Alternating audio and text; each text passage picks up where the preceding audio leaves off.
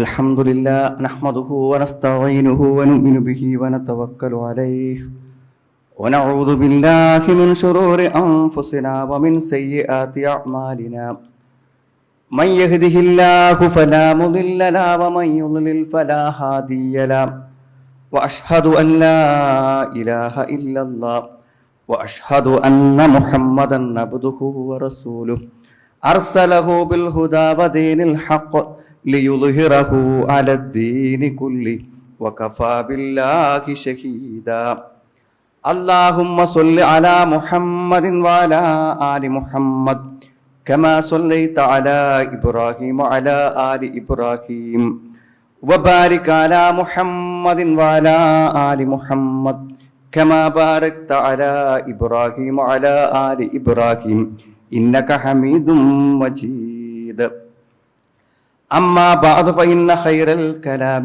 كلام الله وخير الحديث كتاب الله وخير الهدي هدي محمد صلى الله عليه وسلم وشر الأمور محدثاتها وكل محدثة بدعة وكل بدعة ضلالة أعوذ بالله من الشيطان الرجيم بسم الله الرحمن الرحيم يا أيها الذين آمنوا اتقوا الله حق تقاته ولا تموتن إلا وأنتم مسلمون يا أيها الناس اتقوا ربكم الذي خلقكم من نفس واحدة وخلق منها زوجها وبث منهما رجالا كثيرا ونساء واتقوا الله الذي تساءلون به والأرحم إن الله كان عليكم رقيبا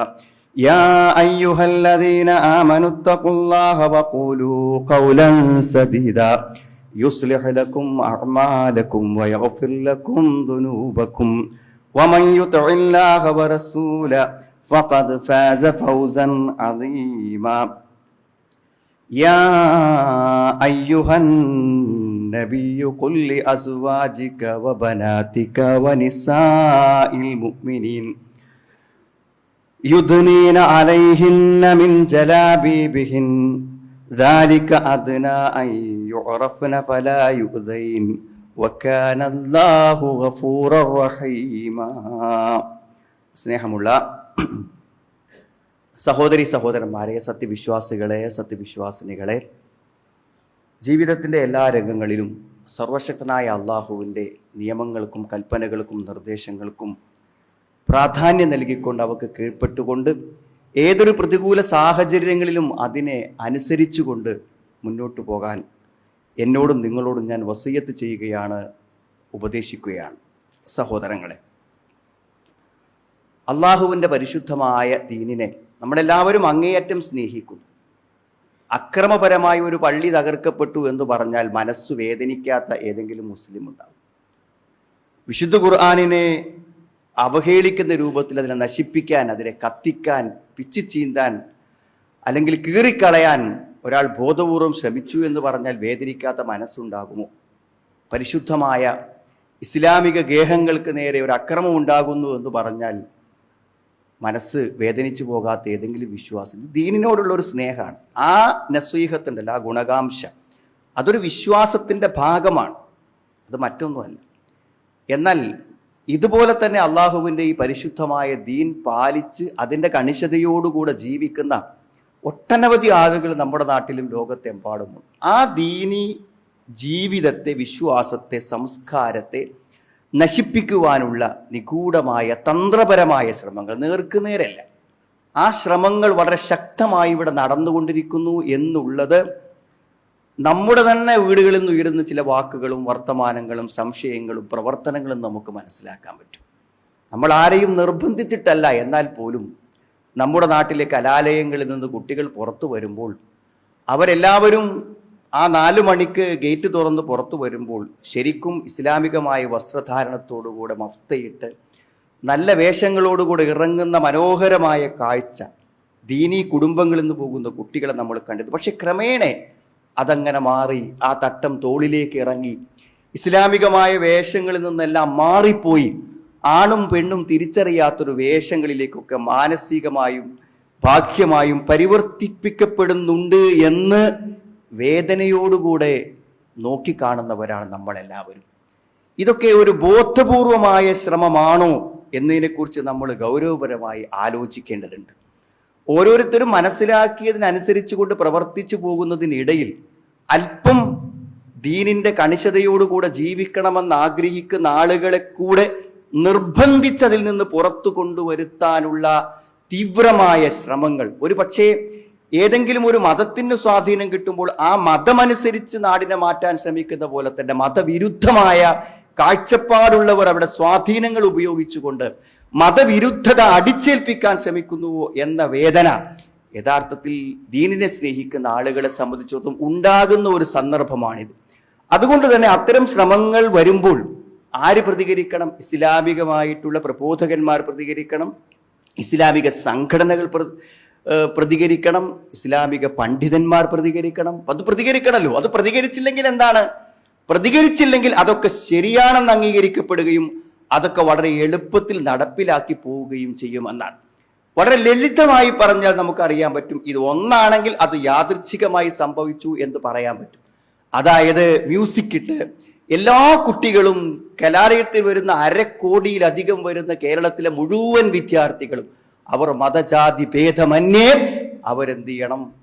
dance കളിക്കണം എന്ന് പറയുമ്പോൾ സ്വാഭാവികം അതിന് മറ്റൊരു ചോയ്സ് കൊടുക്കാതിരിക്കും. ഇനി ഒരു മതപരമായിട്ടുള്ള തെറ്റും അതിലില്ലെന്ന് തന്നെ പറയുന്ന ആളുകൾ ഉണ്ടെങ്കിൽ അവർ കൂടെ ഉൾക്കൊള്ളാൻ പറ്റുമോ ഇത് എന്നാ ചോദിക്കുന്നത്. അങ്ങനെ ഉണ്ടോ? ആരോഗ്യപരമായും ശാരീരിക അവസ്ഥ പ്രകാരമൊക്കെ എല്ലാവരും ഒരു ദിവസം ഒന്നിച്ചിറങ്ങിയിട്ട് ഡാൻസ് കളിക്കണമെന്ന് പറഞ്ഞാൽ അത് അംഗീകരിക്കാൻ എനിക്ക് സാധ്യമല്ല എന്ന് ഒരു സ്വാതന്ത്ര്യത്തിന്റെയും ഇഷ്ടത്തിന്റെയും പേരിൽ പറയാനെങ്കിലും സാധ്യതയില്ലേ? ഒരു പൊതുവിദ്യാലയമാകുമ്പോൾ അതുപോലും പരിഗണിക്കാതെ ഇത്തരത്തിലുള്ള കാര്യങ്ങൾ നടപ്പിലാക്കി വരുമ്പോൾ അല്പം ഗൗരവത്തോടുകൂടെ ഞാനും നിങ്ങളും ഇതിനെക്കുറിച്ചൊക്കെ ആലോചിക്കേണ്ടതുണ്ട്. അതായത് വളരെ എളുപ്പമാണ്. മനുഷ്യനെ സംബന്ധിച്ചിടത്തോളം അവരൊക്കെ എന്താ പറയുക, തിന്മയോടാണ് ഇഷ്ടം. എല്ലാവർക്കും അങ്ങനെ. തെറ്റിനോടാണ് എല്ലാവർക്കും ഇഷ്ടം. മനുഷ്യന്റെ പ്രകൃതി തിന്മയ്ക്ക് എതിരാണെങ്കിലും ഏറ്റവും എളുപ്പം പോവാൻ നല്ലത് തിന്മയിലേക്കാണ്. നമുക്ക് നമ്മുടെ ഒരു കുട്ടി മോശമായൊരു ജീവിതത്തിലേക്ക് പോകണമെങ്കിൽ നമ്മൾ അതിനൊരു ശ്രമവും നടത്തണ്ടല്ലോ. അവനെ ശ്രദ്ധിക്കാതെ വിട്ടാ മതി. എന്തൊക്കെ തോന്നിയാസങ്ങൾ നാട്ടിലുണ്ടോ അതിൻ്റെ ഒക്കെ ആളായിട്ട് നമ്മളൊരു മോൻ ആയി വരാൻ നമ്മളിവിടെ ഒന്നും ചെയ്യേണ്ട ആവശ്യമില്ല. അവനോടൊന്നും ചോദിക്കാതെ എപ്പോൾ വന്നാലും എങ്ങനെ കയറി വന്നാലും എന്ത് ചോദിച്ചാലും അതിനൊന്നും ഒരു തടസ്സവും നിൽക്കാതെ ഒന്നാണ് അനുവദിച്ചു കൊടുത്താൽ മതി. ഏത് തലത്തിലേക്കും നമ്മുടെ കുട്ടികൾ. എന്നാൽ നല്ലൊരു കുട്ടിയായി തീരണമെങ്കിലോ അവൻ്റെ കൂടെ നടന്ന് സ്നേഹത്തോടു കൂടെ ഉപദേശിച്ച് നന്നാക്കി എടുക്കേണ്ട വേണം. മനുഷ്യന് ദേഹേച്ഛകളോടാണ് താല്പര്യം. അതുകൊണ്ട് തന്നെ ഇവിടെ ഏറ്റവും നല്ലൊരു ഫ്രെയിം എന്താരങ്ങൾ, എൻ്റെ സ്വാതന്ത്ര്യം, എൻ്റെ വ്യക്തി സ്വാതന്ത്ര്യം. അതാണ് ലിബറലിസം, സ്വതന്ത്രവാദം. എൻ്റെ ഇഷ്ടം എനിക്ക് ചെയ്യാൻ, അത് ചോദ്യം ചെയ്യാൻ നിങ്ങളാരാ? നിങ്ങൾ വാപ്പയാകാം, ഗുരുനാഥനാകാം, ഉസ്താദാകാം. പക്ഷെ എൻ്റെ ഇഷ്ടമല്ലേ ഞാൻ ചെയ്യേണ്ടത്, നിങ്ങളെ ഇഷ്ടമാണ് ഞാൻ ചെയ്യേണ്ടത്. എൻ്റെ ഇഷ്ടമാണ് ഞാൻ ചെയ്യേണ്ടത്. അതാണ് നമ്മളെ കുട്ടികളുടെ മനസ്സ്. എൻ്റെ ഇഷ്ടം ഞാൻ ചെയ്യും എന്ന് ഓരോരുത്തരും പറഞ്ഞാൽ സുഹൃത്തുക്കൾ, അതോടുകൂടെ പിന്നെ ധാർമ്മികതയില്ല, മതമില്ല, സംസ്കാരമില്ല. അതാണ് പുതിയ മതം. ഓരോരുത്തരും അവനെ ഇഷ്ടം ചെയ്യണം, അതിലാരും ചോദ്യം ചെയ്യാൻ പാടില്ല എന്നതാണ് പുതിയ മതം. ഇതൊന്നും പുതിയതല്ല സുഹൃത്തുക്കളെ. അള്ളാഹുവിന്റെ റസൂൽ സല്ലല്ലാഹു അലൈഹി വസല്ലം അള്ളാഹു നേരിട്ട് പറയുന്നുണ്ട്, അനിഹ്കും ബൈനഹും ബിമാ അൻസലല്ലാഹ്. അള്ളാഹ് ഇറക്കിയതനുസരിച്ച് നീ അവരിൽ വിധിക്ക. പടച്ചോൻ പറഞ്ഞതനുസരിച്ചാണ് അവരോട് നീ നടക്കാൻ വേണ്ടി പറയേണ്ടത്. വലാ തത്തബിഅ അഹ്വാഅഹും. അവരുടെ ഇച്ഛകളെ നീ പിൻപറ്റരുത്. ഒരു പറയണത് നീ കേൾക്കരുത്. നിനക്കൊരു പ്രമാണവും ഒരു നിയമമുണ്ട്, അതനുസരിച്ച് പോയാൽ മതി എന്നാണ്. വഹ്ദറുഹും അൻ യഫ്തിനൂക അൻ ബഅദി മാ അൻസലല്ലാഹ്.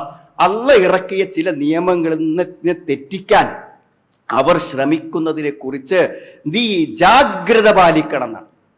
അവർക്ക് നീ താക്കീത് നൽകണം. ബോധപൂർവം അവർ നിന്റെ ചില പ്രമാണങ്ങളിൽ നിന്നും നിയമങ്ങളിൽ നിന്നും തെറ്റിക്കാൻ വേണ്ടി ശ്രമിക്കും. فَإِن تَوَلَّوْا فَاعْلَمُوا أَنَّمَا يُرِيدُ اللَّهُ أَن يُصِيبَهُم بِبَعْضِ ذُنُوبِهِمْ. അവർ ചെയ്ത ചില തെറ്റ് കാരണം അവരെ ശിക്ഷിക്കാനാണ് അള്ളാഹു ഉദ്ദേശിക്കുന്നത്. وَإِنَّ كَثِيرًا مِنَ النَّاسِ لَفَاسِقُونَ. ബഹുഭൂരിപക്ഷം ആളുകളും അധാർമികത പിൻപറ്റുന്ന ആൾക്കാരാണ്. അധികം ആളുകൾക്കും ഇഷ്ടം അള്ളാഹുവിന്റെ നിയമങ്ങൾക്കെതിരെ ജീവിക്കലാണ് എന്നാണ്. അഫഹുക്കുമുൽ ജാഹിലിയ്യത്തി യബ്ഗൂൻ. ആ അജ്ഞാത കാലമില്ലേ, സംസ്കാരമില്ലാത്ത ധർമ്മമില്ലാത്ത നബിസ്ലാസം വരുന്നതിന് മുമ്പുള്ളൊരു കാലല്ലേ, ആ കാലത്തെ വിധിയാണോ അവരാഗ്രഹിക്കുന്നത്? അവർക്ക് അതാണ് ഇഷ്ടം. അന്നത്തെ വ്യഭിചാരം, അന്നത്തെ സ്ത്രീ പുരുഷ ബന്ധങ്ങൾ, അന്നത്തെ മദ്യം, അന്നത്തെ ലഹരി, അതിലേക്ക് കൊണ്ടുവരാനാണ് അവർക്കിഷ്ടം. ജാഹിലിയ കാലത്തേക്ക് തിരിച്ചു കൊണ്ടുപോകാനാണ് ഇഷ്ടം. നീ പറയുന്ന നിയമങ്ങളും സംസ്കാരങ്ങളും ധർമ്മങ്ങളൊന്നും അവർക്കിഷ്ടല്ല. വമൻ അഹ്സനു മിനല്ലാഹി ഹുക്മൻ ലിഖൗമിൻ യുഖിനൂൻ. ദൃഢവിശ്വാസമുള്ളവരെ സംബന്ധിച്ചിടത്തോളം അള്ളാഹ് പറഞ്ഞ നിയമത്തെക്കാളും നല്ല നിയമം ഏതാണ്? ഇപ്പൊ സുഹൃത്തുക്കൾ, അള്ളാഹു പറഞ്ഞ നിയമങ്ങളാണ് ഏറ്റവും നല്ല നിയമം. അതിൽ നിന്ന് തെറ്റിക്കാനുള്ള ശ്രമങ്ങൾ ഉണ്ടാവുന്നതാണ്. ഇത് എങ്ങനെയാണ് നമുക്കിത് മനസ്സിലാകണമെന്ന് ചോദിച്ചാൽ, ഒന്ന് ഞാൻ പറഞ്ഞല്ലോ, ബാഹ്യമായി വേഷങ്ങളിലും രൂപങ്ങളിലും വരുന്ന മാറ്റം. പിന്നെ നമ്മൾ കുട്ടികൾ ചോദിക്കുകയാണ്, എന്താ കുട്ടികൾ ചോദിക്കണം സുഹൃത്തുക്കൾ? കല്യാണം കഴിക്കേണ്ടതുണ്ടോ?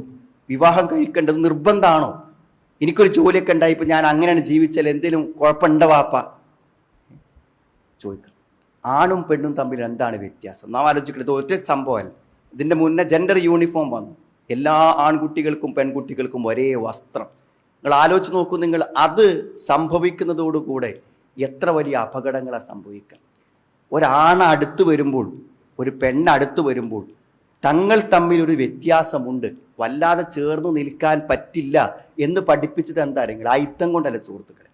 മറിച്ച് അതിൽ ചെറിയൊരു സൂക്ഷ്മതക്കുറവ് പറ്റിയാൽ പ്രയാസം ഉണ്ടാവും. അതെപ്പോഴാണ് മനസ്സിലാവുക നിങ്ങൾ? ഒരിക്കലും നമ്മുടെ കുട്ടികളെ നമുക്ക് പറഞ്ഞു വിടാൻ പറ്റാത്ത ഒരുത്തൻ്റെ കൂടെ പോകണമെന്ന് നിങ്ങളുടെ മകൾ പറയുമ്പോൾ അപ്പോൾ മനസ്സിലാവും. മകൻ പറയുമ്പോൾ മനസ്സിലാവും. ഒരിക്കലും നമ്മുടെ മതത്തിനോടോ വിശ്വാസത്തിനോടോ സംസ്കാരത്തിനോടോ യോജിക്കാത്ത, അത് വേണ്ട. എല്ലാ പെണ്ണിൻ്റെ കോലമുള്ള നമ്മുടെ മകള് എന്താണ്, ഞാനൊരാണാണ്, അതുകൊണ്ട് എന്നെ പറ്റിയൊരു എന്നോടൊരു വിവാഹത്തെക്കുറിച്ചും ജീവിതത്തെക്കുറിച്ചൊന്നും പറയരുത്. ഏക മകൻ നിങ്ങളോട് പറയാണ്, ഞാനൊരു പെണ്ണാണ്, ഒരു കല്യാണം കഴിക്കാനൊന്നും വാപ്പിമ്മി എന്നോട് പറയരുത് എന്നൊരു നല്ല മരുമകളെയും ഒരു കുടുംബജീവിതം മക്കൾക്ക് ആഗ്രഹിച്ചു നിൽക്കുന്ന വാപ്പനോടും പോലും പറയുമ്പോഴാണ് മനസ്സിലായത് അല്ലേ? ലോകരാഷ്ട്രങ്ങളിലെ ഏറ്റവും ഏകാധിപതിയായിട്ടുള്ള ഒരു തലവൻ ഈ അടുത്ത ദിവസം പറഞ്ഞ് നിങ്ങൾ കേട്ടിട്ടുണ്ടായിരിക്കും. എന്താ പറഞ്ഞത്? ആകെ 2 വർഗമുള്ളൂ, ജെൻഡർ 2 ഉള്ളൂ, ആണും പെണ്ണുള്ളൂ. അത് ഖുർആൻ പറഞ്ഞാണ്. ഇതൊക്കെ ലോകത്തേക്ക് മുഴുവൻ കയറ്റുമതി ചെയ്തവർക്ക് എന്തേ പറയേണ്ടി വന്നത്? ലോകത്തെ വലിയ മുതലാളിമാരും സമ്പന്നന്മാരും വീട്ടിലെ പെൺമക്കൾ വന്ന് പറഞ്ഞു, എന്ത്, ഞാൻ ആണാണ്, അല്ലെങ്കിൽ ഞാനൊരു ലെസ്ബിയനാണ് എന്നൊക്കെ പറയാൻ തുടങ്ങുമ്പോൾ ഈ സംസ്കാരങ്ങൾ എത്രമാത്രം അപകടകരമാണെന്ന് അന്ന് തിരിച്ചറിയും. ഇന്ന് അഭിഹിതങ്ങൾക്കും ആണും പെണ്ണും ഇടകലത്തൊരു പ്രശ്നമില്ലാത്തത് എന്തുകൊണ്ടാണ്?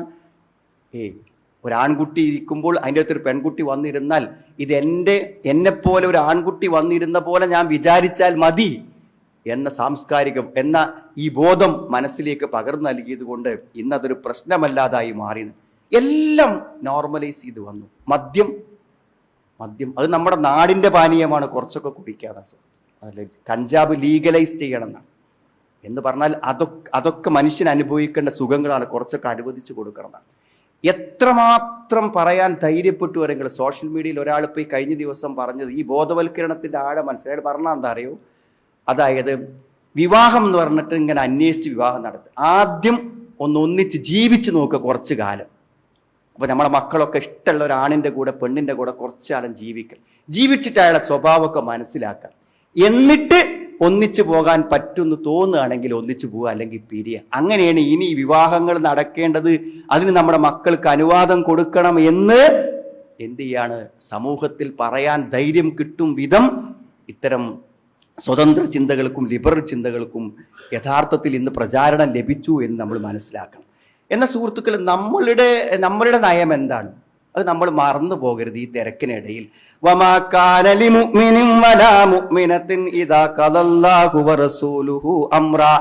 ഒരു വിശ്വാസിക്കും ഒരു വിശ്വാസിനിക്കും പറ്റൂല, അള്ളയും റസൂലും ഒരു തീരുമാനം പറഞ്ഞാൽ പിന്നെ അവർക്കൊരു സ്വാതന്ത്ര്യം ഇല്ല. ഈ പറഞ്ഞ സ്വാതന്ത്ര്യം ഖുർആൻ അനുവദിച്ചിട്ടില്ല. നമ്മുടെ സ്വാതന്ത്ര്യം എന്താണ്? അള്ള പറഞ്ഞത് ചെയ്യാനേ നമുക്ക് സ്വാതന്ത്ര്യമുള്ളൂ. അള്ളാന്റെ റസൂല് പറഞ്ഞ് ചെയ്യാൻ, അതാണ് മതം എന്ന് പറഞ്ഞാൽ അതാണ്. അള്ള എന്തു പറഞ്ഞു, റസൂൽ എന്തു പറഞ്ഞു, അതാണ്. അതിൽ പിന്നെ ഒരു ചോയ്സ് നമുക്കില്ല. ഉണ്ടെന്ന് പറയുന്നത് മതവിരുദ്ധമാണ്. അത് മതത്തെ പൊളിക്കാനാണ്. നമുക്ക് നിലനിന്ന് പോകണമെങ്കിൽ എന്ത് ചെയ്യണം? അല്ലാഹുവും റസൂലും പറഞ്ഞതാണ് ദീനെന്ന് അംഗീകരിക്കണം. വമൻ യഅസില്ലാഹ വറസൂല ഫഖദ് ളല്ല ളലാലം മുബീനാ. അല്ലാഹുവിനും റസൂലിനും ആരെതിര് പ്രവർത്തിച്ചു അവൻ അങ്ങേയറ്റം വഴിപിഴച്ചിരിക്കുന്നു. അല്ല പറഞ്ഞ നിയമത്തിനെതിരായിക്കൊണ്ടൊരു നിയമം ആരെങ്കിലും സ്വീകരിച്ചാൽ അവൻ ദീന് വിട്ടു, അവൻ ദീനിൽ നിന്ന് പുറത്തുപോയി. ഇന്നമൽ മുഅ്മിനൂനല്ലദീന ആമനൂ ബില്ലാഹി വറസൂലി. അല്ലാഹു റസൂൽ വിശ്വസിക്കുന്നവരാണ് സത്യവിശ്വാസികൾ. സുമ്മലം യർതാബ്. ഇതൊക്കെ ശരി തന്നെയാണ്, അതിലൊരു സംശയവും രേഖപ്പെടുത്താത്ത ആളുകളാണ്. യാ അയ്യുഹല്ലദീന ആമനൂ ലാ തുഖദ്ദിമൂ ബൈന യദയില്ലാഹി വറസൂലി വത്തഖുല്ലാഹ ഇന്നല്ലാഹ സമീഉൻ അലീം. സത്യവിശ്വാസികളെ, അല്ലാഹുവും റസൂലും പറഞ്ഞതിന്റെ അപ്പുറത്തേക്ക് നിങ്ങൾ കടന്ന് പ്രവർത്തിക്കരുത്. നിങ്ങൾ അല്ലാഹനെ സൂക്ഷിക്കണം. ഇതൊക്കെ ആ നിയമങ്ങളിൽ ഉറച്ചു നിൽക്കാൻ പറ്റണം. നിങ്ങൾ ആലോചിച്ച് നോക്കൂ, നിങ്ങൾ ഇത് ധൈര്യമായി പറയാനുള്ള ഒരു കരുത്തുകൂടെ യഥാർത്ഥത്തിൽ ഇന്ന് പ്രബോധകന്മാർക്കും ആളുകൾക്ക് നഷ്ടപ്പെട്ടു പോയി എന്ന്. എന്താ സുഹൃത്തുക്കളെ ഇസ്ലാമിൻ്റെ വേഷം? എന്താ ഇസ്ലാമിൽ ഒരു സ്ത്രീയുടെ വേഷം എന്താണ്? അതൊന്നും ഒരു അഭിപ്രായ ഭിന്നതക്ക് പോലും അവകാശമില്ലാത്ത വിധം ഇസ്ലാം പ്രഖ്യാപിച്ചിട്ടുണ്ട്. ഖുർആൻ സ്ത്രീകളുടെ വസ്ത്രത്തിന് ഉപയോഗിച്ചൊരു പേരുണ്ട്, അല്ലെ? പേരുമെന്നല്ലേ നമ്മൾ വസ്ത്രം മനസ്സിലാക്കുക? പർദ്ദ എന്ന് പറഞ്ഞാൽ ആ പേരുമെന്നല്ലേ ആ വസ്ത്രം മനസ്സിലാക്കിയാൽ പർദ്ദ കാണിച്ചെന്നു പേര് കേട്ടാ പോരെ. ഇസ്ലാം പറഞ്ഞൊരു പേരുണ്ട്. എന്താ സുഹൃത്തുക്കൾ ഖുർആൻ ഉപയോഗിച്ച പേര്? ആ പേരുള്ള വസ്ത്രത്തിന് പടച്ചോന്റെ സ്വീകാര്യത. എന്താണ് ആ വസ്ത്രം? യാ അയ്യുഹൻ നബിയു കുല്ലി അസ്വാജിക വബനാതിക വനിസാഇൽ മുഅ്മിനീൻ യുദ്നീന അലൈഹിന്ന മിൻ ജലാബീബിഹിൻ. ഓ പ്രവാചകരെ, താങ്കൾ താങ്കളുടെ ഭാര്യമാരോട്, പെൺമക്കളോട്, വിശ്വാസിനികളായ സ്ത്രീകളോട്, ഞാൻ റസൂലിനെ അംഗീകരിച്ചു, അള്ളാഹിനെ അംഗീകരിച്ചു എന്ന് പറയുന്ന എല്ലാ പെണ്ണുങ്ങളോടും റസൂലെ താങ്കൾ പറയണം. എന്താ പറയേണ്ടത്? യുദ്നീന അലൈഹിന്ന മിൻ ജലാബീബിഹിൻ. അവിടെ ജിൽബാബ്, ഖുർആൻ ജിൽബാബ്. ജിൽബാബ് എന്താ? മലയാളത്തിൽ മൂടുപടം എന്ന് പറയും. ആകെ കവർ ചെയ്യുന്ന വസ്ത്രം. അത് ഒരു സ്ത്രീ ഉപയോഗിക്കുന്ന വസ്ത്രത്തിന്റെ മുകളിൽ ഉപയോഗിക്കുന്ന വസ്ത്രമാണ്. അങ്ങനെയാണ് മുഫസ്സിരീങ്ങളൊക്കെ പറഞ്ഞു. എന്ത് വസ്ത്രം ധരിച്ചാലും അതിന്റെ മുകളിൽ എന്ത് ചെയ്യണം? ദേഹത്തെ കവചമാക്കുന്ന, കവർ ചെയ്യുന്ന ഒരു വസ്ത്രം. അതാ ജിൽബാബ്. അതാ ഖുർആൻ പറഞ്ഞ വസ്ത്രം, ജിൽബാബ്. ആ ഒരു പദത്തിൽ നിന്നാണ് യഥാർത്ഥത്തിൽ ചില പണ്ഡിതന്മാർ എന്ത് പറഞ്ഞത്? മുഖം പോലും മറക്കണമെന്ന് പറയും. മുഖവും മുൻകൈയും ഒരു സ്ത്രീക്ക് ഒഴിവാക്കി കൊടുത്താണ്. മുഖം പോലും മറക്കൽ നിർബന്ധമാണെന്ന് വാദിക്കാൻ വരെ ഈ ഒരു പദമാണ്, ജിൽബാബ് എന്നുള്ളൊരു പദമാണ്. എല്ലാം കവചം ചെയ്യുന്ന വസ്ത്രം എന്നാണ്. യകുൻ ഫൗക സിയാബ് മിൻ മുലഹഫത്തിൻ വഖിമാരിൻ വരിദ. ആകെ കവർ ചെയ്ത് നിൽക്കുന്ന തട്ടങ്ങൾ, അതേപോലെ തന്നെ മുകളിൽ ധരിക്കുന്ന വസ്ത്രങ്ങൾ, അതാണ് അതുകൊണ്ട് ഉദ്ദേശിക്കുന്നത്. അപ്പൊ അതാണ് ധരിക്കേണ്ടത്. അതിനെന്ത് കിട്ടി? അയഞ്ഞ വസ്ത്രമാവണം. ഉള്ളിലത്തെ വസ്ത്രങ്ങൾ പുറത്ത് കാണാൻ പറ്റൂല. മേലൊരു വസ്ത്രം ഉണ്ടെങ്കിൽ ഉള്ളിൽ വസ്ത്രം വേറെ ഉണ്ടാവൂലേ? കാണാൻ പറ്റൂല. മുഴുവൻ മറയാത്ത വസ്ത്രം, ശരീരത്തിന്റെ മറ്റു ഭാഗങ്ങൾ കാണുന്ന വസ്ത്രമാകാൻ പറ്റൂല എന്നാണ് പറയുന്നത്. അപ്പോൾ ആ വസ്ത്രം ഒരു സ്ത്രീ ധരിക്കുക, അതാണ് ഒരു ഇസ്ലാമികമായി. അപ്പോൾ ഒരു മുസ്ലിം സ്ത്രീക്ക് എവിടെയും പറയാൻ പറ്റും, ഇത് ഞങ്ങളെ ഇസ്ലാമികമായ വേഷമാണ്, ഇതിൽ യാതൊരു കോംപ്രമൈസും ഇല്ല. അത് പറയുന്നിടത്തേക്ക് നമ്മുടെ മതബോധം എത്തണം. അത് അഴിച്ചിടാൻ വേണ്ടി പറയുമ്പോൾ ഇത് ദീനിന് വിരുദ്ധമായ ഒരു പ്രവർത്തനമാണ് എന്ന ബോധം ഉണ്ടാക്കി തീർക്കുക എന്നുള്ളത് തന്നെയാണ് സുഹൃത്തുക്കൾ അടിസ്ഥാന പരിഹാരം. അതിനെതിരെ പറയുമ്പോൾ അവരൊരു തീവ്രവാദിയാണ് എന്ന് പറയുന്ന അർത്ഥം. തീവ്രത എന്ന് പറഞ്ഞാൽ നമുക്ക് എന്തിലും ഒരു നയവും കാഴ്ചപ്പാടും ഉണ്ടെങ്കിൽ അതൊക്കെ. ഒരാൾ ചായ കുടിക്കൂല പറഞ്ഞാൽ എല്ലാവരും പാടെ ചായ കുടിക്കും, ഞാൻ ചായ കുടിക്കൂല പറഞ്ഞാൽ അയാൾ തീവ്രവാദിയാണ്. അയാൾക്ക് പറ്റാത്തൊരു സാധനം ഒഴിവാക്കിയതുള്ളൂ. നമുക്ക് ചിലൊരു വാദം ഉണ്ടാവില്ല, എനിക്ക് ഇസ്ലാമികമായ ചില നിയമങ്ങളുണ്ട്, അതനുസരിച്ച് ഞാൻ പോവുള്ളൂ പറഞ്ഞാൽ അത്രേ ഉള്ളൂ. ആലോചിച്ച് നോക്കൂ നിങ്ങൾ, എത്ര ഗൗരവമാണ്.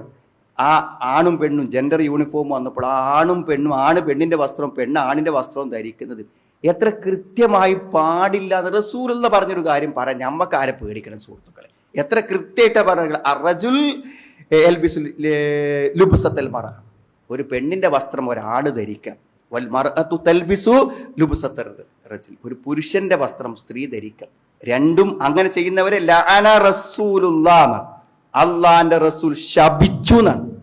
ഒരു കാര്യത്തെ വിരോധിക്കുമ്പോൾ ശാപമുണ്ട് എന്ന് പറയുന്നതിനേക്കാൾ ശക്തമായ സാക്ഷാ നമ്മളെ മക്കളൊക്കെ അവിടുന്ന് മാറ്റിക്കൊണ്ടേണ്ട സുഹൃത്ത്. ഇതിനെ അങ്ങോട്ട് കൊണ്ടുപോകാൻ ശ്രമിക്കുമ്പോൾ നമ്മൾ ധൈര്യമായിട്ട് നമ്മുടെ മക്കളിൻ്റെ വീട്ടിൽ നിന്ന് ഒരു കുട്ടി പുറത്തിറങ്ങുന്നുണ്ടെങ്കിൽ അത് ഇപ്പറഞ്ഞ ഡ്രസ്സിലെ പുറത്തുള്ളവങ്ങളും നമ്മൾ തീരുമാനിക്കുമ്പോൾ ഈ മാറ്റം ഉണ്ടാവും. നമ്മൾ അവിടെ നിൽക്കണം. തിരിച്ചു കൊണ്ടുവരാൻ ശ്രമിക്കുമ്പോൾ എന്ത് ചെയ്യണം? അതിൽ ഉറച്ചു നിൽക്കാൻ ശ്രമിക്കുകയാണ് വേണ്ടത് എന്നാണ്. അള്ളാഹു സ്വർഗത്തിൽ പ്രവേശിപ്പിക്കാത്ത വലാ യൻദുറുല്ലാഹു ഇലൈഹിം യൗമൽ ഖിയാമ, അല്ല നോക്കാത്ത ആൾക്കാരെ എണ്ണിയപ്പോൾ അതിലും എണ്ണവി അൽ ആഖു വാലിദൈ, മാതാപിതാക്കളെ വിഷമിപ്പിക്കുന്ന ആള്, വൽ മർഅത്തുൽ മുതറജ്ജില, പുരുഷന്റെ വേഷം ധരിക്കുന്ന സ്ത്രീ എന്ന് പ്രത്യേകം എണ്ണി പറഞ്ഞു. അപ്പൊ എത്ര ഗൗരവമുള്ള വിഷയമാണ് ഹദീസുകളിൽ നിങ്ങൾ ആലോചിക്കണം. അപ്പൊ ഇതിനൊക്കെ ചില നിയമങ്ങളുടെ സുഹൃത്തുക്കൾ. പക്ഷെ ഇസ്ലാം എല്ലാം വളരെ യുക്തിപരമായിട്ടാണ് പറയണത്. എല്ലാവർക്കും മനസ്സിലാണ് രൂപത്തിലാണ് പറഞ്ഞത്. ഇപ്പൊ നിങ്ങൾ ആലോചിക്കുക, നിങ്ങൾ ഒരാണും പെണ്ണും ഇടപഴകാൻ പറ്റുമോ എന്ന് ചോദിച്ചാൽ ആണും പെണ്ണും ഇടപഴകാൻ പറ്റില്ലെന്ന് പറയുന്ന വ്യക്തമായ ഹദീസുകളോ ആയത്തുകളോ നമ്മൾ കാണൂല. എന്നാൽ അതിൻ്റെ അർത്ഥം ഇടപഴകാൻ പറ്റൂല എന്ന് നമുക്ക് മനസ്സിലാക്കി. എന്താ, ഒരാണും പെണ്ണിനും എന്ത് ഇടപഴകേണ്ട സന്ദർഭങ്ങൾ ഉണ്ടാകും. അപ്പൊ അതാണ് വലിയ ഗൗരവമായിട്ട് വേണത്. പിന്നെ തവാഫിന് പോകുമ്പോൾ മക്കത്തിലൊക്കെ ആണും പെണ്ണും യാത്ര ചെയ്യുമ്പോൾ പല സന്ദർഭങ്ങളിലും എന്ത് ചെയ്യും, ഒന്നിച്ചു ചേരുന്ന അവസരങ്ങളുണ്ട്. പക്ഷെ അതിന് ഇസ്ലാം നിശ്ചയിച്ച കാര്യം എന്താന്ന് വെച്ചാൽ, ആണും പെണ്ണും ഒന്നിച്ചാകുമ്പോൾ ഞങ്ങൾ കൂടിച്ചേരാൻ പറ്റാത്തവരാണ്, ഒരകലം കാത്തു സൂക്ഷിക്കേണ്ടവരാണെന്നുള്ള ബോധമുണ്ടാക്കാൻ ഇസ്ലാം ചെയ്തിട്ടുള്ളത്. അതാണ് ഇസ്ലാം ചെയ്തത്. വളരെ കൃത്യമായിട്ട് ആണും പെണ്ണും ഒറ്റക്കാവാൻ പറ്റൂല. അപ്പം ആണും പെണ്ണും ഒന്നിച്ചുള്ള സ്ഥലങ്ങളിൽ ചിലപ്പോൾ ഉണ്ടാവും. പക്ഷെ അത് ഒരു കാരണവശാലും എന്ത് ചെയ്യാൻ പറ്റില്ല. ഒരാണും ഒരു അന്യ പുരുഷനും ഒരു അന്യ സ്ത്രീയും ഒരു സ്ഥലത്ത് വരാൻ പാടില്ല. ആരും കാണാത്തൊരു സ്ഥലത്ത് ഒറ്റക്ക് നിൽക്കാൻ പാടില്ല. കുല്ലിൽ മുഅ്മിനാത്തി യഗ്ളുദ്ന മിൻ അബ്സാരിഹിന്ന വയഹ്ഫദ്ന ഫുറൂജഹുന്ന. എത്ര ആളുകൾ കൂടെ ഉണ്ടായാലും ഏത് കോലത്തിലൊരു പെണ്ണ് നമ്മുടെ മുന്നിൽ പ്രത്യക്ഷപ്പെട്ടാലും ആണ് പ്രത്യക്ഷപ്പെട്ടാലും നോക്കാൻ പാടില്ല. അത് ഖുർആൻ പ്രത്യേകമായി പറഞ്ഞു, കാണാൻ പാടില്ല. നമ്മൾ മുന്നിലുണ്ടെങ്കിലും എന്ത് ചെയ്യും, നോക്കാതെ നിൽക്കണം എന്നാണ്. കണ്ണുകളെ സൂക്ഷിക്കണം, ഗുഹ്യസ്ഥാനങ്ങളെ സൂക്ഷിക്കണം. പിന്നെ സൗന്ദര്യം, എൻ്റെ സൗന്ദര്യം മറ്റുള്ളവർ കാണട്ടെ എന്നുള്ള നിലക്കുള്ള അണിഞ്ഞൊരുങ്ങിയ ഒരു സൗന്ദര്യ പ്രകടനം പാടില്ല എന്ന് വലാ യുബ്ദീന സീനത്തഹുന്ന ഇല്ലാ മാ ളഹറ മിൻഹ. പിന്നെ വൽ യദ്രിബിന ബിഖുമുരിഹിന്ന അലാ ജുയൂബിഹിന്ന. ഒരു സ്ത്രീക്ക് ഏറ്റവും അനിവാര്യമായ കാര്യമാണ് എന്താണ്, അവരുടെ ശിരോവസ്ത്രങ്ങളെ മാറിടത്തിലൂടെ തൂക്കിയിടണം. ഇതൊക്കെ ഒരേ ആയത്തിലാണ് അള്ളാഹു പറയണത്. വലാ യുബ്ദീന സീന. ചില ആൾക്കാരെ എണ്ണി പറഞ്ഞ് ഭർത്താവ്, പിതാവ്, സഹോദരൻ, ഇങ്ങനെ ഇതിനെ കുറച്ച് ആൾക്കാരെ എണ്ണി പറഞ്ഞതിനെ സുഹൃത്തുക്കൾ, ആ എണ്ണി പറയപ്പെട്ട പുരുഷന്മാരോടും മറ്റു പുരുഷന്മാരോടും ഒരു സ്ത്രീ സ്വീകരിക്കേണ്ട സമീപനങ്ങൾ വ്യത്യാസമുണ്ട് എന്ന് നമുക്ക് പഠിപ്പിച്ചു തരാൻ വേണ്ടി വളരെ കൃത്യമായി ഓരോന്നും എന്ന് പറഞ്ഞാൽ, ആ ഒരു സ്ത്രീയുടെ ലൈംഗികതയെക്കുറിച്ച് ബോധമില്ലാത്ത ചെറിയ കുട്ടികളാണെങ്കിൽ അവിടങ്ങൾ അതിനനുസരിച്ചുള്ള സൂക്ഷ്മത മതി. അതേപോലെ തന്നെ വളരെ വാർദ്ധക്യം വന്ന സ്ത്രീകളാണ്, അവർക്ക് അത്തരം വൈകാരിക ചിന്തകളോ ശാരീരികമായ ഒരു അവസ്ഥകളോ ഒന്നും ഇല്ലാത്ത ആളുകളാണെങ്കിൽ അവർക്കും ചില ഇളവുകൾ അനുവദിച്ചിട്ടൊക്കെ ഈ ആയത്ത് പറഞ്ഞ എന്തുകൊണ്ടാണ്, വളരെ കൃത്യമായി ഇടപഴകലിന്റെ ശരിയായ ഇസ്ലാമിക മാനത്തെക്കുറിച്ച് ഖുർആൻ നമുക്ക് പറഞ്ഞു തരുന്നുണ്ട് എന്നാണ്. അതുകൊണ്ട് സുഹൃത്തുക്കളെ, ഇസ്ലാമിക പ്രമാണങ്ങൾ എന്തു പറയുന്നുവോ അവിടെ നിൽക്കാൻ നമുക്ക് പറ്റണം. ഒരു നിലപാടുണ്ടല്ലോ, അത് പറയാനുള്ള ധൈര്യം പോലും ആൾക്കാർക്കില്ല. അതൊക്കെ ഇമ്മ എന്നാണ്, കൂടികളാകരുത്. നാട്ടിലെല്ലാവരും എന്താണ് അതാണ് ശരിയെന്ന് പറയുമ്പോൾ നമ്മൾ ഇനി മോശമാകണ്ട വിചാരിച്ച് നമ്മളതിൻ്റെ കൂടേണ്ട ഒരു കാര്യമില്ല. തഖൂലൂൻ ഇൻ അഹ്സനന്നാസു അഹ്സന. ജനങ്ങൾ നല്ലത് ചെയ്യുകയാണെങ്കിൽ ഞങ്ങളും എന്ത് ചെയ്യും, നല്ലത് ചെയ്യുന്ന. വൈൻ ദലമു ദലംന. അവർ അക്രമം ചെയ്യുകയാണെങ്കിൽ ഞങ്ങൾ അക്രമം ചെയ്യുന്ന. അങ്ങനെയല്ല വേണ്ടത്. വലാക്കിൻ വഖ്തിനു അൻഫുസകും. നിങ്ങൾക്കൊരു നിലപാട് വേണമെന്നാണ്. നമ്മളെ ദീനനുസരിച്ച് നമ്മൾ മുന്നോട്ട് പോകേണ്ട ഒരു നിലപാട് നമുക്ക് ഉറപ്പിച്ചു വേണം എന്നാണ്. ജനങ്ങൾ നന്മ ചെയ്താൽ നന്മ ചെയ്തോളും. പക്ഷെ വൈൻ അസ്സഉ, ജനങ്ങൾ തിന്മ ചെയ്യുകയാണെങ്കിൽ ഫലാ തദ്ലിമു, നിങ്ങൾ അക്രമം ചെയ്യാൻ പാടില്ല. നമ്മളുടെ നിലപാട് നമ്മൾ ഒരിക്കലും മുന്നോട്ട് പോകാൻ പാടില്ല. എന്നാൽ ചില പ്രസ്താവനകളും ചില വാക്കുകളൊക്കെ ഇങ്ങനത്തെ ഇസ്ലാമിക വിരുദ്ധ പ്രചാരണങ്ങൾ പറയുമ്പോൾ അവരെ പ്രോത്സാഹിപ്പിക്കുകയും അംഗീകരിക്കുകയും പിന്തുണയ്ക്കുകയും ചെയ്യുന്ന വാക്കുകൾ പറയുന്നത് വളരെ ഗൗരവപരമായി ശ്രദ്ധിക്കേണ്ട കാര്യമാണ്. കാരണം എന്താ, ഇത് നബി സ്വല്ലല്ലാഹു അള്ളാഹു കൊടുത്തൊരു താക്കീതാണ്. എന്താണ് ആ താക്കീത്? നമുക്കറിയാം, റസൂലുള്ളാഹിയോട് അല്ലാഹു പറയുന്നുണ്ട്, അവർ ഒരു കാരണവശാലും നീ അവരിലേക്ക് എന്ത് ചെയ്യരുത്, ചാഞ്ഞു പോകരുതെന്നാണ്. അവരിലേക്ക് നീ ഒരിക്കലും അവരുടെ കൂടെ കൂടി പോകുന്നൊരു അവസ്ഥ ഉണ്ടാകരുത്. വമൻ കാന ഫീ ഹാദിഹി അഅ്മാ ഫഹുവ ഫിൽ ആഖിറതി അഅ്മാ വഅളല്ലു സബീല. സത്യം കണ്ടിട്ടും കണ്ണ് ചിമ്മുക. ഇത് തെറ്റാണെന്ന് എല്ലാ നിലക്കും അറിയാം, എന്നാലും എന്ത് ചെയ്യുക, അന്ധത നടിക്കാം. എന്നിട്ട് എന്താ പറഞ്ഞത്?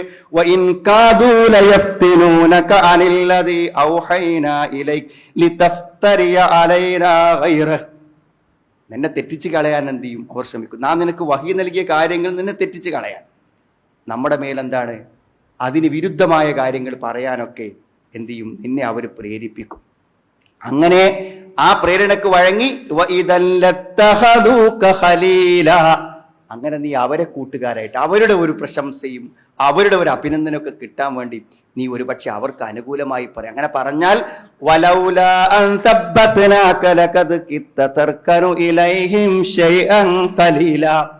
നിന്നെ ഞാൻ ഉറപ്പിച്ച് നിർത്തിയിട്ടില്ലെങ്കിൽ നീ അല്പമൊക്കെ അവരിലേക്ക് ചെരിഞ്ഞു പോകും.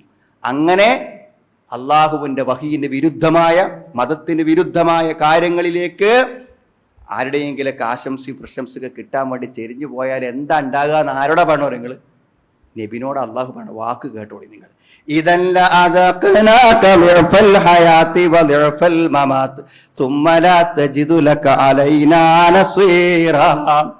നിന്നെ ഞാൻ അനുഭവിപ്പിക്കും, ഇഹലോകത്തും പരലോകത്തും ഇരട്ടി ശിക്ഷ ഞാൻ നിന്നെ അനുഭവിക്കും, പിന്നെ നിനക്ക് ഒരു സഹായിയും കണ്ടെത്താൻ പറ്റില്ല. ഇവിടെയൊക്കെ സുഹൃത്തുക്കളെ വളരെ ശക്തമായി ഇസ്ലാമിക പ്രമാണങ്ങൾക്കുള്ളിൽ നിന്ന് നിലകൊള്ളാൻ എന്ത് ചെയ്യണം പറയും. കുറച്ചൊക്കെ വിഷമം ഉണ്ടാവും, ആക്ഷേപങ്ങളും ബുദ്ധിമുട്ടുകളും, അതേപോലെ തന്നെ നമ്മുടെ ജോലിക്കും ജീവിതത്തിനും ഒക്കെ പ്രതികൂലത വരും, നമ്മുടെ കച്ചവടത്തിനും നമ്മുടെ വരുമാനത്തിനും ഒക്കെ പ്രശ്നം വന്നോട്ടെ എന്ന്. അത് അള്ളാഹു അഡ്വാൻസ് ആയിട്ട് റസൂലിനോട് പറഞ്ഞ കാര്യമാണ്. ഈ ആൾക്കാർ ഇങ്ങനെയൊക്കെ പറയുമ്പോൾ നിനക്ക് മനസ്സിക്ക് വിഷമം ഉണ്ടാകുന്നുണ്ട്, അത് നമുക്കറിയാം. അവർ നിന്നെയല്ല പ്രവാചകരെ കളവാക്കുന്നത്, നിന്നെ കളവാക്കി നിന്നെ എതിർത്തു എന്നല്ല നീ വിചാരിക്കണം. അവർ കളവാക്കുന്നത്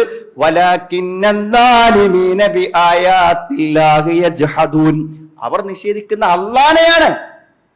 അതുകൊണ്ട് അള്ള കൈകാര്യം ചെയ്യും. ചില കാര്യങ്ങൾ നമുക്ക് അള്ളാഹു ഉറപ്പ് വന്നിട്ടുണ്ട്. എന്താ ഉറപ്പ് വന്നതെന്ന് വെച്ചാൽ, ഇങ്ങനെ ഇസ്ലാമിനെയും ഇസ്ലാമിക പ്രമാണങ്ങൾക്കൊക്കെ എതിരെ പ്രവർത്തിക്കുന്ന, അള്ളാഹുവിനെയും റസൂലിനെയൊക്കെ പരിഹസിക്കുന്ന ആളുകളുണ്ട്. ആ പരിഹസിക്കുന്ന ആളുകളുടെ കാര്യത്തിൽ തീരുമാനം ഇന്ന കഫൈനാക്കൽ മുസ്തഹ്സിഈൻ.